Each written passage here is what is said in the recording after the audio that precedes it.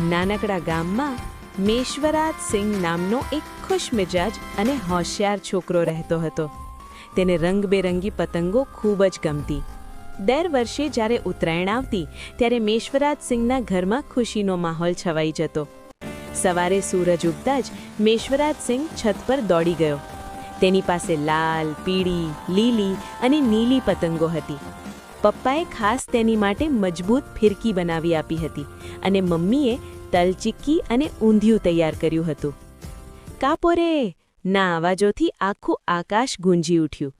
મેશ્વરાજ સિંહે પોતાની મનપસંદ નીલી પતંગ આકાશમાં ઉડાડી. પવન સારો હતો અને પતંગ ઊંચે ઊંચે ઉડવા લાગી. અચાનક સામેની છત પરથી એક મોટી પતંગ આવી. મેશ્વરાજ સિંહે ધીરજથી દોર સંભાળ્યો, ધીમે ધીમે ખેંચ્યું અને એક ઝાટકે કાપો! બધી છતો પરથી તાળીનો અવાજ આવ્યો. થોડા સમય પછી એક નાની છોકરીની પતંગ કપાઈ ગઈ. તે ઉદાસ થઈ ગઈ. મેશ્વરાજ સિંહે તે જોઈને પોતાની એક નવી તેને આપી દીધી.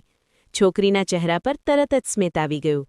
સાંજ પડતા આકાશમાં સૂર્ય લાલ રંગે ઝળહળી રહ્યો હતો.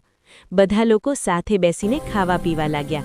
મેશ્વરાજ સિંહે મનમાં વિચાર્યું, જીત કરતાં વધુ ખુશી તો વહેંચવામાં છે. આ ઉત્તરાયણ મેશ્વરાજ સિંહ માટે માત્ર પતંગ મહોત્સવ નહોતો, પણ મિત્રતા,